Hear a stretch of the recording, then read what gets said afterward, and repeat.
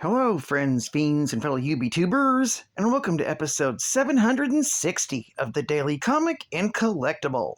Today, the collectible of the day is the Hasbro Toys, Marvel Comics, Retro Marvel Legends line, Spiderman series, J. Jonah Jameson action figure.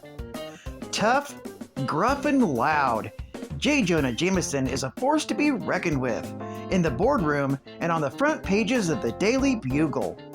As the newspaper's editor-in-chief, Jameson is a perennial thorn in the side of both Peter Parker and Spider-Man. A tribute to the history of Marvel Comics, the Marvel Retro 6-inch collection features core characters with retro packaging and design. This 1/12 scale Marvel Legends series action figure of J. Jonah Jameson features classic-inspired details, hand-painted deco, and even character-specific accessories. This J. Jonah Jameson figure was directly inspired by the character in the Spider-Man line of Marvel Comics.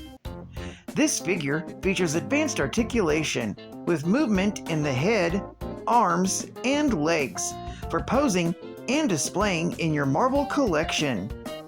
This is part of the Marvel Legends Retro Collection, packaged to look like the Toy Biz Toys line from the 1980s and early 90s, with updated artwork and design.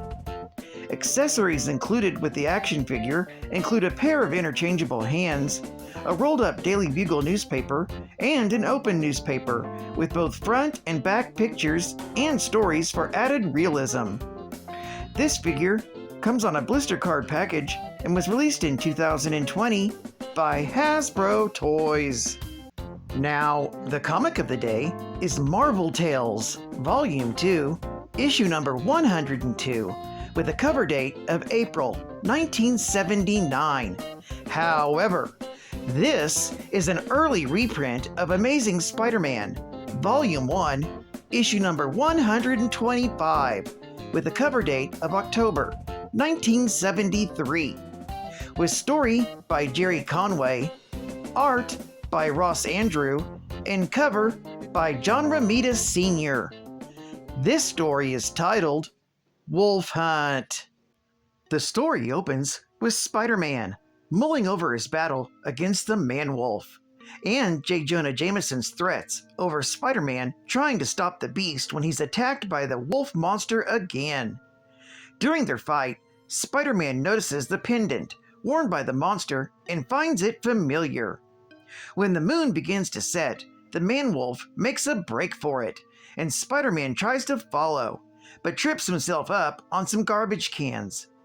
Having lost the Man-Wolf, Spider-Man returns to his apartment, where he changes back to Peter Parker, and notices that Harry still hasn't been home, and passes out for the night after patching up his wounds from battling the Man-Wolf.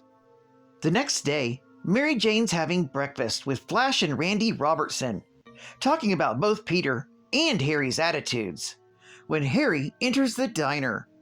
When Mary Jane tries to get Harry to talk to her, he lashes out at her for paying more attention to Peter Parker than him, and tells her to get lost.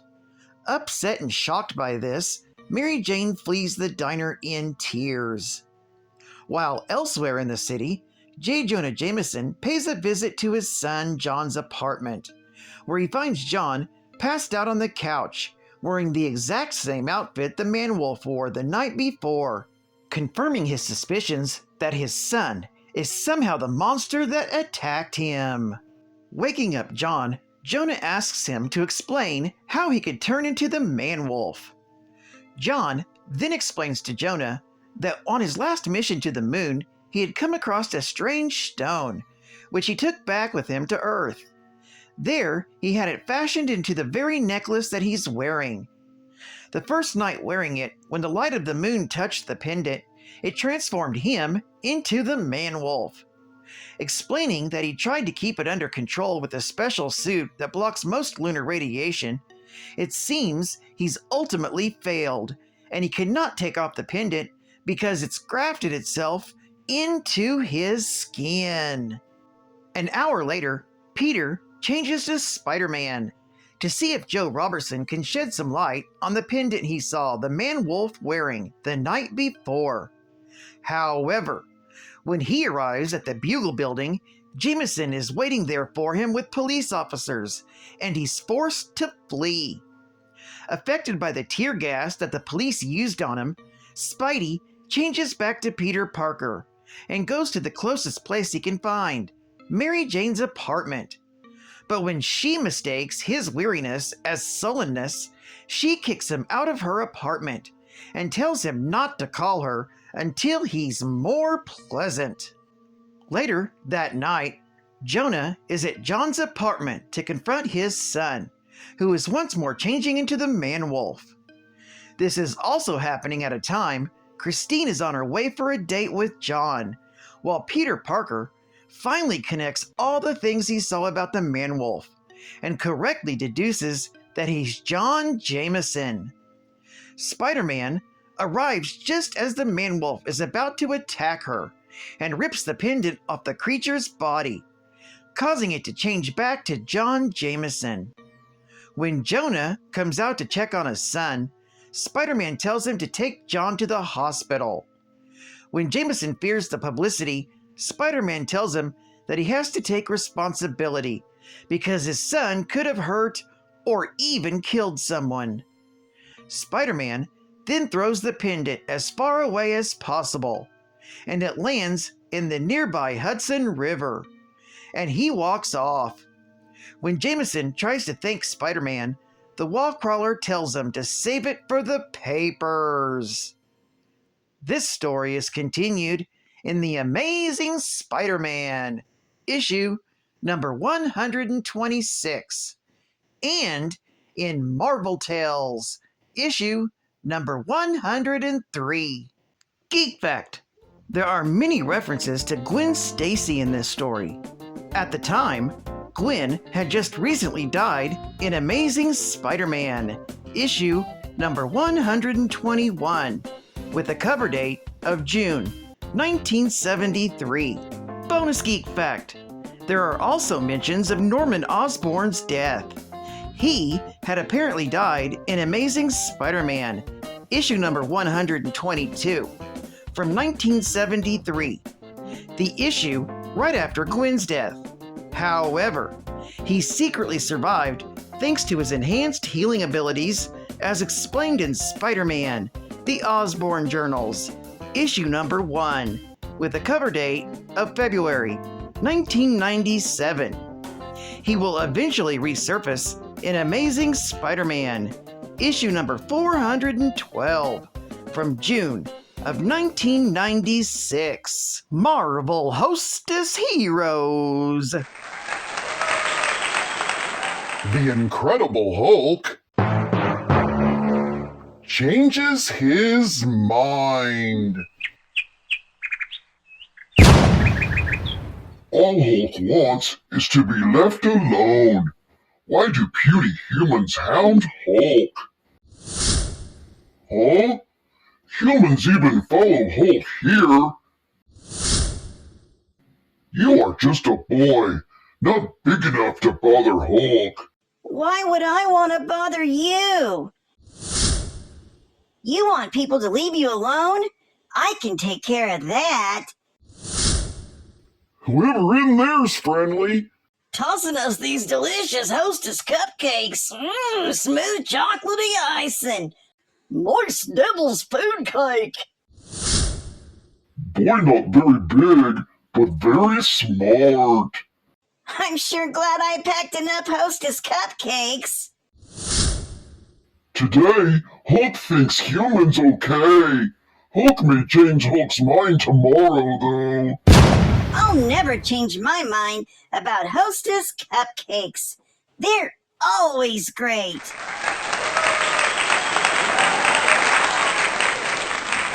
You get a big delight in every bite of Hostess cupcakes. And I was searching for facts in all the wrong places, looking through books with too many pages, reading them lies, looking for traces of the truth. I'm dreaming of. Looking for substance other shows just really lacked. I bless the day I discovered Cafan's final geek fact. So no more searching for facts in all the wrong places. Looking through books with too many pages, having no luck. Finding no traces of the comic books I've been dreaming of. Looking for substance other shows just really lacked. I bless the day I discovered Cafan's final geek fact. Colonel John Jameson was the son of Joan Jameson and J. Jonah Jameson, once the publisher of the famous newspaper The Daily Bugle. After he became one of the youngest applicants to ever be accepted into NASA's astronaut program, John went on a mission to orbit Earth. Unfortunately, the capsule he was piloting lost the guidance packet, causing it to spin out of control. Peter Parker, who was watching the flight in his civilian identity, realized what was happening and put his Spiderman costume on to jump to John's rescue. He installed a replacement unit, and John was able to land the craft safely. Despite the daring rescue, John's father had his newspaper discredit Spider-Man by accusing him of staging the whole thing to steal the spotlight. John Jameson was then sent on a secret mission to the moon. While collecting lunar rock samples, he encountered a glittering red gemstone and decided to bring it along. Back on Earth, he talked with a colleague who worked in the quarantine center and arranged to acquire the unique gemstone. He made it into a pendant and began wearing it around his neck. On the first night of a full moon after he returned, the lunar luminescence recreated from the pendant caused him to transform into a wolf-like humanoid creature, later called the Man-Wolf, and lose control over his actions. After regaining his senses, John realized he could not remove the pendant, since it had somehow grafted itself to his skin. So for the next few months, John would transform into the Man-Wolf during the 3 nights of a full moon.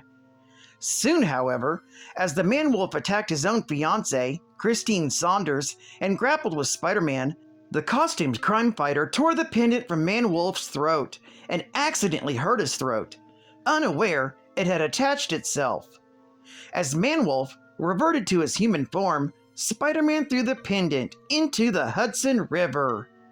With time, John made a full recovery, but was once again afflicted by the curse of the Man-Wolf, when Michael Morbius recovered the gemstone and exposed Jameson to it.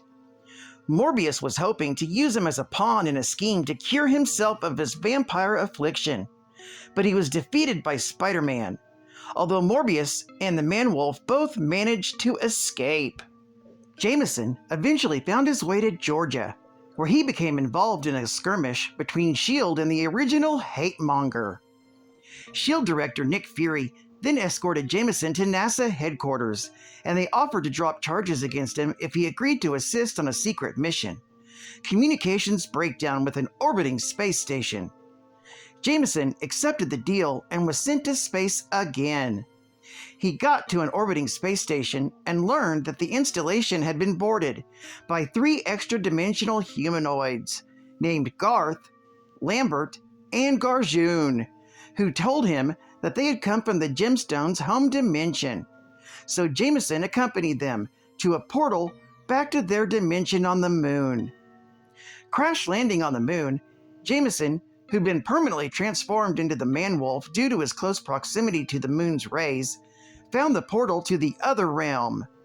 And to his amazement, he discovered that, in this dimension, he kept his human consciousness while transformed.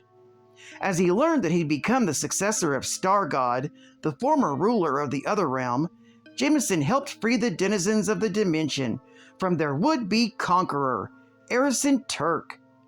Jameson then utilized the gem's full power to teleport him back to Earth. Back home, Jameson found himself transformed into the savage Man-Wolf again, and with the gemstone's power having been expended in fulfilling its purpose, It was slowly turning into a malignant organism, sinking beneath the surface of his skin and poisoning him.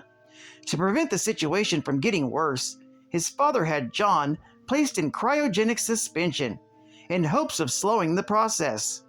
However, an enemy of Jonah's, Spencer Smith, released John, hoping to hurt Jonah or his son. Manwolf disappeared, but when he returned months later, Spiderman enlisted the aid of Dr. Kurt Connors, and the two gave John a radiation treatment that made the gemstone be rejected from his body, successfully freeing him from the curse. Well, I'd like to thank you for joining me for another Daily Comic and Collectible, and I hope to see you again Tuesday. This is Cut Fan Comics Man, and I'll catch you on the flip, baby. Over and out.